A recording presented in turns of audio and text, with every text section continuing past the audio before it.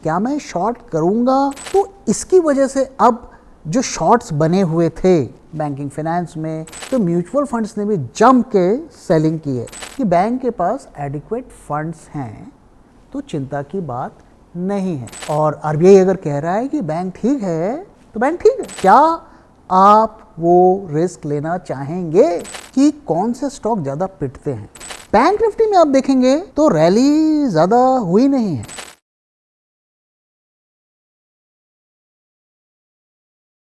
Sir, इतने दिनों से जो आप बोल रहे हो बैंक में रैली नहीं आ रही है, बैंक में रैली नहीं आ रही है, आज तो आ गई रैली। हाँ, तो देखिए, मेरा व्यू ये था कि हम लंबी बड़ी रैली तब तक नहीं देख पाएंगे जब तक कि बैंकिंग और फाइनेंस सेक्टर में हमें रैली देखने को मिलेगी। और पिछले 8-9 दिनों से हम वेट कर रहे थे कि बैंक्स में हमें रैली देखने को मिले, लेकिन हमें नहीं देखने को मिल रही थी। एक सेक्युलर रैली देखने को नहीं मिल रही थी। कभी कोई बैंक चलता था, कभी कोई बैंक चलता था, और फिर अगले दिन वो फिर नेगेटिव में हो जाता था। पिछले 2 दिनों से हमें रैली देखने को मिल रही है। लीडिंग बैंक्स अच्छा परफॉर्म करें। आज का दिन तो बैंकिंग और फाइनेंस का ही दिन था, और न सिर्फ बैंक बल्कि एनबीएफसीज, इंश्योरेंस, सारे के सारे सेक्टर्स चल रहे थे। 1.5% बैंकिंग और फाइनेंस सेक्टर करीब करीब अप रहा। लेकिन अब मैं बुलिश नहीं हूँ। अब बैंक चले या नहीं चले, मैंने अपना व्यू चेंज कर लिया। देखिए, जब मार्केट में एक्सट्रीम पेसिमिज्म था मार्च के बिगनिंग में, फरवरी एंड में, उस वक्त मैंने आपसे कहा था कि अब मार्केट का बॉटम बनता हुआ दिख रहा है। वो सारा डेटा पॉइंट्स भी मैंने आपके साथ शेयर किया। अब वही डेटा हमें ये इशारा कर रहा है कि ये रैली अब फिजल आउट होने वाली है। तो मैं अब बुलिश नहीं हूँ। क्या मैं शॉर्ट करूँगा, इमीडिएटली करूँगा, उस पर डिस्कशन हो सकता है। तो सर, आगे भी इस पे आएंगे हम, पर सर एक बात बताइए कि इंडसइंड बैंक में ये जो प्रॉब्लम आई और लिक्विडिटी का इतना प्रेशर भी है, फिर सर बैंक निफ्टी आज क्यों भागा? तो देखिए, अगर आप थोड़ा पीछे जाएं 8-10 दिन पहले, तो लगातार अनाउंसमेंट्स हो रही थी कि आरबीआई लिक्विडिटी फ्रंट पे काम कर रहा है, फॉरेक्स मार्केट में इंटरवीन कर रहा है। तो ये उम्मीद लगाया जा रहा था कि इन सब से बैंकिंग और फाइनेंस के स्टॉक्स भागेंगे, और वो नहीं भाग रहे थे। कारण ये था कि कहीं ना कहीं मार्केट को ये पता था कि इंडसइंड बैंक की एक बड़ी प्रॉब्लम सामने खड़ी है। अगर आप एफआईआई का डेटा देखेंगे तो वो पहले से ही सेलिंग करना शुरू कर दिए थे। तो मार्केट को पता था ये प्रॉब्लम्स हैं, और जब तक एफआईआईज जो बाइंग स्ट्रांगली नहीं करेंगे किसी सेक्टर में, किसी स्टॉक में, वो तेजी से ऊपर जाएगा नहीं। और वही हमें देखने को मिल रहा था। अब अभी क्यों रैली आनी शुरू हो गई? तो 2 रीजंस। पहला कि जो डर था वो ख़त्म हो गया, वो इवेंट हो गया, तो अब अनसर्टेनिटी ख़त्म हो गई। दूसरा, आरबीआई ने बोला, कुछ स्टेटमेंट्स दिए जिससे लोगों को रीअश्योर किया कि नहीं नहीं, एवरीथिंग इज़ फाइन। तो इसकी वजह से अब जो शॉर्ट्स बने हुए थे बैंकिंग फाइनेंस में, इंडसइंड बैंक में, वो अनवाइंड तो होने ही थे। तो एक टेक्निकल बाउंस भी आया, और कुछ लोगों ने खरीदा भी होगा, खास करके रिटेल और डीआईआईज के लोगों ने, कि भाई आरबीआई ने बोल दिया कि कोई खतरे की बात नहीं है, तो भाई खरीदते हैं। तो इस सब का एक कंबाइंड हमें इफेक्ट देखने को मिला बैंकिंग और फाइनेंस सेक्टर में। तो इंडसइंड बैंक के बारे में मैं एक और चीज़ आपके साथ शेयर करता हूँ। तो फरवरी के मंथ में अगर आप देखें तो म्यूचुअल फंड्स ने भी जम के सेलिंग की है। कौन खरीदा है पता नहीं, मोस्ट लाइकली रिटेल वालों ने खरीदा है। 16 मिलियन शेयर्स उन्होंने सेल किए। अब देखिए, इंटरेस्टिंग चीज़ मैं आपको बताता हूँ। अगर आप दिसंबर क्वार्टर का फिगर लें, यानी कि सितंबर से दिसंबर के बीच में, इस इंटरवल में लें, तो एफआईआई का एक्सपोजर 34% था इंडसइंड बैंक में। उसे घटाकर उन्होंने 23% किया, यानी कि उन्होंने अपनी पोजीशंस ये सब क्राइसिस आने से पहले ही एग्जिट कर दी, और वो पूरी की पूरी पोजीशन डीआईआईज ने एब्जॉर्ब की। तो जब उनका 34% स्टेक था एफआईआई का, तो इनका 23% था, और बेसिकली उन्होंने पोजीशन स्विच कर ली। तो उन्होंने वो 34 से 23 गए, ये 23 से 34 गए। और इसी दौरान एलआईसी ने भी 3% स्टेक इस बैंक में बढ़ाया। अब क्या ये सही था, क्या ये गलत था, क्या एक बार्गेन हंटिंग थी, या किसी तरीके का बैंक के स्टॉक को सपोर्ट देने का था, मुझे नहीं पता। लेकिन जो सबसे स्मार्ट इन्वेस्टर एफआईआई हैं, इसमें तो कोई डिबेट नहीं है, वही ट्रेंड के साथ रहते हैं, वही ट्रेंड को डिसाइड करते हैं। तो वो तो वहाँ पे सेल कर रहे थे, बाकी लोग खरीद रहे थे। तो सर वैसे क्या स्टेटमेंट दिया है आरबीआई ने एग्जैक्टली? तो देखो, काफ़ी लोग चिंता जता रहे थे और तरह तरह की बातें बोल रहे थे। स्टॉक प्राइस भी गिर रहा था इंडसइंड बैंक का, तो कहीं ना कहीं आरबीआई को तो देखो एक्टिव होना था। तो उन्होंने कहा कि bank is stable and we are closely monitoring the situation, और ये भी बोला कि बैंक के पास एडिक्वेट फंड्स हैं, तो चिंता की बात नहीं है। अब कभी भी जब मार्केट का टॉप रेगुलेटर ये कह रहा है कि नहीं नहीं जी आप चिंता मत करो, बैंक में सब ठीक है, हम देख रहे हैं, और हम जानते हैं कि आरबीआई बैंकों का बैंकर होता है, तो जो नंबर 1 बैंकर होता है वो आरबीआई ही होता है, सारे बैंक्स उसी के अंडर में आते हैं। तो ये एक एश्योर उन्होंने किया और उसी का नतीजा हमें देखने को मिल रहा है। तो सर क्या इसका मतलब सब चंगासी, मतलब एवरीथिंग इज़ फाइन, हमें डरने की और कोई बात नहीं? तो देखिए, आरबीआई ने जो ये स्टेटमेंट्स दिए हैं कि वी आर क्लोजली मॉनिटरिंग, तो ये खुद ही एक थोड़ा चिंता वाली बात है कि क्या मॉनिटरिंग कर रहे हैं, क्यों मॉनिटरिंग कर रहे हैं। देखिए, आरबीआई की अथॉरिटी को मैं क्वेश्चन नहीं कर रहा हूँ, और आरबीआई अगर कह रहा है कि बैंक ठीक है तो बैंक ठीक है, क्योंकि आरबीआई तो बैंकों का बैंकर होता है। लेकिन जब आप कह रहे हैं कि वी आर मॉनिटरिंग, तो एक थोड़ा सा कहीं ना कहीं डाउट तो एक आम आदमी की तरह मन में आ ही जाता है। तो और हमने पास्ट में भी देखा है कि बैंक्स में तरह तरह की प्रॉब्लम्स आती हैं। हाँ, ये बात सही है कि बड़े बैंक में अभी तक हमारे देश के इतिहास में कभी भी बड़े बैंक में लोगों के पैसे नहीं डूबे, कोऑपरेटिव में डूब जाते हैं। तो देखिए, पैसे का मामले क्या होता है ना कि विश्वास वाला होता है। आप अगर किसी के पास अपना पैसा रख रहे हैं, आपको मन में जरा भी डाउट आ जाएगा तो आप फिर थोड़ा सा नर्वस तो होंगे ही, तो वो होना एक स्वाभाविक सी बात है। तो सर एक बात बताइए कि ऐसा केस इससे पहले कभी हुआ है? देखो, कोऑपरेटिव बैंक्स तो काफ़ी डूबे हैं, उसके रीजंस भी अलग हैं। कई जगह घपले भी हुए हैं, कई जगह तरह तरह की प्रॉब्लम्स हुई हैं। छोटे बैंक्स होते हैं तो ज़्यादा कुछ खबरें भी बाहर नहीं आती हैं। लेकिन बड़े बैंक्स के केस में देखिए, येस बैंक का केस तो अभी ज़्यादा पुराना नहीं है, काफ़ी लोगों को का शेयर में पैसा भी डूबा है। और मुझे याद है कि बैंक की जब इस तरीके की खबरें आ रही थी येस बैंक में, तो उनके प्रमोटर ने कहा था, येस बैंक के शेयर्स को लेकर ये कहा था, डायमंड्स आर फॉरएवर। और काफ़ी प्रेस्टीजियस बैंक था, बड़ा बैंक था, इंडसइंड के लेवल का बैंक था, और अचानक से एक दिन ऐसा हो गया। अब ये बात सही है कि किसी का पैसा तो नहीं डूबा, लेकिन उस वक्त मुझे याद है वो सिचुएशन, मेरे कई जान पहचान वाले लोगों के अकाउंट्स थे उसमें, तो दे वर वेरी वरीड। उनके अकाउंट पे फ्रीज लग गया था और एक लिमिट से ज़्यादा उनको पैसे निकालने नहीं दिए जा रहे थे, वो भी निकालने में दिक्कत आ रही थी। कुछ टाइम लगा, 15, 20, 25 दिन कुछ टाइम लगा, तो मुझे एग्जैक्टली याद नहीं है, और फिर वो सिचुएशन रिजॉल्व हुई। तो ये अच्छी बात है कि पैसे नहीं डूबे।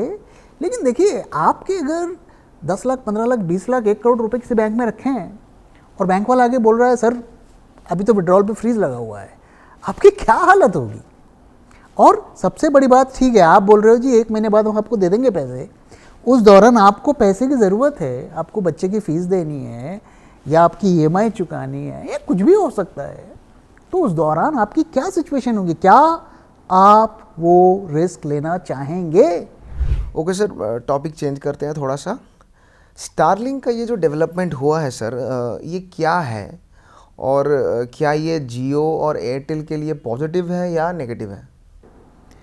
देखिए, बेसिकली स्टारलिंक जैसा कि आप जानते हैं कि वायरलेस इंटरनेट है। ओके, तो हमारे मोबाइल में भी देखिए इंटरनेट होता है, वो भी वायरलेस होता है, लेकिन उसमें वैसी स्पीड नहीं मिलती है, तो स्टारलिंक वो उसको भरपाई करता है। अब आप बोलेंगे कि यार मैं तो ब्रॉडबैंड लगा लेता हूँ, तो ब्रॉडबैंड के लिए फिर वो वायरिंग पूरी होती है। अब हर जगह तो नहीं हो सकता। आप जंगल में एक स्कूल चला रहे हैं या एक हॉस्पिटल खोल रहे हैं या एक फैक्ट्री खोल रहे हैं, तो वहाँ पे आपको इंटरनेट चाहिए।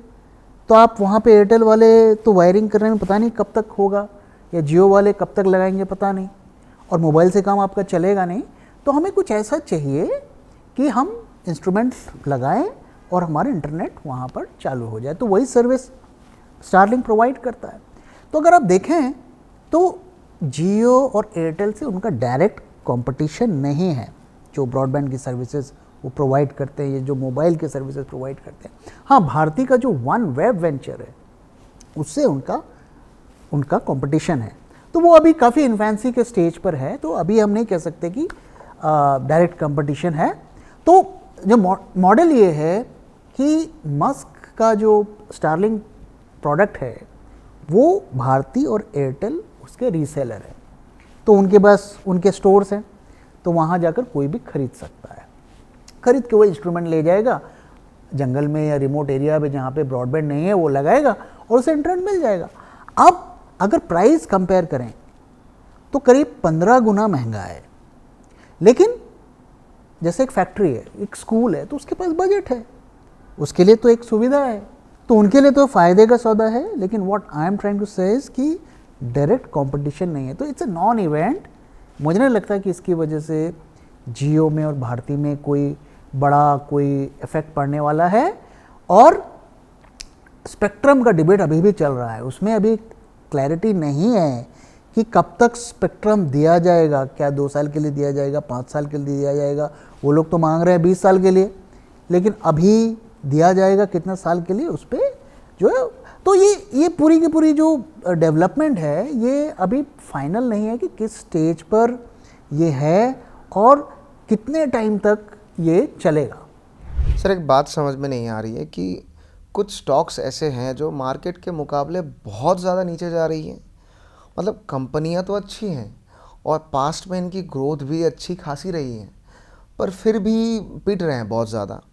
और ऐसा नहीं कि इनमें सिर्फ स्मॉल कैप्स ही हैं, लार्ज कैप और मिड कैप्स भी इस लिस्ट में शामिल हैं, और जिनकी अर्निंग और ग्रोथ भी अच्छी खासी ही है, but still they are falling sir. ऐसा क्यों?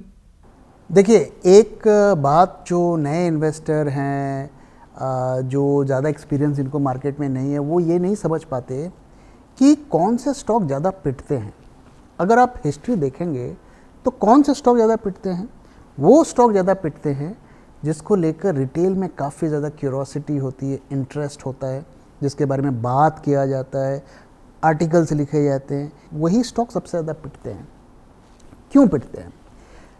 क्योंकि जब इतनी न्यूज़ आएगी तो रिटेल वाला इन्फ्लुएंस हो जाता है, उसे लगता है अरे ये स्टॉक कैसे ख़राब हो सकता है, इसके बारे में तो हर कोई बात कर रहा है, ये तो अच्छा स्टॉक ही होगा। और देखो ये इतना बड़ा यूट्यूबर है, इसने भी वीडियो बनाया है इसके ऊपर, ये स्टॉक कैसे ख़राब हो सकता है। अब हो सकता है वो स्टॉक अच्छा हो, जिसने भी आर्टिकल लिखा, जिसने भी वीडियो बनाया, उसने सही इन्फॉर्मेशन दी, बट इसका इम्पैक्ट क्या होता है? इम्पैक्ट ये होता है कि रिटेल वाले काफ़ी तेज़ी के साथ खरीदना शुरू कर देते हैं, और डेटा में तो सब दिखता है कि रिटेल की ओनरशिप कितनी है, FIAs की कितनी है, DIAs की कितनी है। तो जब आप देखें कि FIAs को जब दिखता है, या बड़े इन्वेस्टर्स हैं उनको जब दिखता है कि रिटेल वाले यहाँ पर बहुत ज़्यादा एंट्री कर रहे हैं, तो वो उस पोजीशंस में अपना स्टेक कम कर देते हैं। क्यों कम कर देते हैं? क्योंकि जब सारे रिटेल वाले घुस जाएंगे और आप अगर नहीं बेचोगे, तो फिर आप जब बेचने जाओगे तो आपसे कौन खरीदेगा? तो कोलैप्स होना ही है। तो इसलिए अच्छे स्टॉक भी होते हैं ना, तो वो निकल जाते हैं।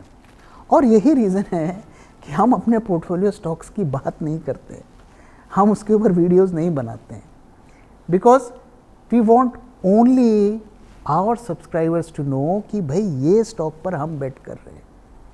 तो स्टॉक फंडामेंटली अच्छा हो सकता है, लेकिन बिकॉज कि इतना रिटेल का उसमें एक्सपोजर हो गया है, उसको पिटना लाजमी है, सूनर लेटर वो पिटेगा। ऐसे कई स्टॉक्स मैं आपको दिखा सकता हूँ। आप देखो वरुण बेवरेजेस, आप वारी energy, Swiggy, HDFC bank, IDFC first bank. तो हम जब अपने पोर्टफोलियो में स्टॉक डालते हैं ना, तो एक हमारा चेक होता है कि इसके ऊपर कितने आर्टिकल्स लिखे गए, इसके ऊपर कितने वीडियोस बने, इसके ऊपर कौन कौन बात कर रहा है, कौन कौन क्या बोल रहा है। अगर बहुत ज़्यादा बातें हो रही हैं तो फंडामेंटली स्टॉक कितना भी स्ट्रांग हो, हम उसे स्किप कर देते हैं, या फिर हम एक्सपेक्ट करते हैं कि उसके प्राइजेस थोड़े कूल डाउन हो जाएं और लोग उसे थोड़ा ऐसे देखें, अरे ये तो बहुत गिर गया, थोड़ा परेशान दिखे, तब हम उसे पिक करते हैं। ऐसा ही एक स्टॉक जो है हमने पिछले पोर्टफोलियो में पिक किया था, ITC। उस वक्त काफ़ी लोग उसको लेकर पक गए थे। 2021 में हमने इस स्टॉक को ऐड किया था और लोग उससे पिछले सालों में जो रैली हुई थी उसमें रिटेल वालों ने हेवी पोजीशंस बनाई और पूरी तरीके से वो परेशान हो गए, फ्रस्ट्रेटेड हो गए, कई लोगों ने सेलिंग शुरू कर दी और उसके बाद फिर हमने उसे अपने पोर्टफोलियो में ऐड किया। तो सर मार्केट पे लौटते हैं। आज तो फाइनली निफ्टी और बैंक निफ्टी दोनों ने ही ग्रीन पे क्लोजिंग दिया है सर। तो इस हफ्ते मार्केट के ऊपर आपका क्या व्यू है? तो देखिए, जैसा कि मैंने आपके साथ शेयर किया कि I am no longer bullish, okay, और डेटा के बेसिस पर किया। हमने पिछले वीडियो में भी डिस्कस किया था कि फंडामेंटल रीजंस क्या हैं और टेक्निकल रीजंस क्या हैं जिसकी वजह से मैंने अपना व्यू चेंज किया। अभी अगर आज का आप डेटा देखें, निफ्टी अप रहा, बैंक निफ्टी भी अप रहा, और निफ्टी में अगर आप देखें तो आज करीब 1200 स्टॉक्स में कट हुआ ओपन इंटरेस्ट निफ्टी फ्यूचर्स का।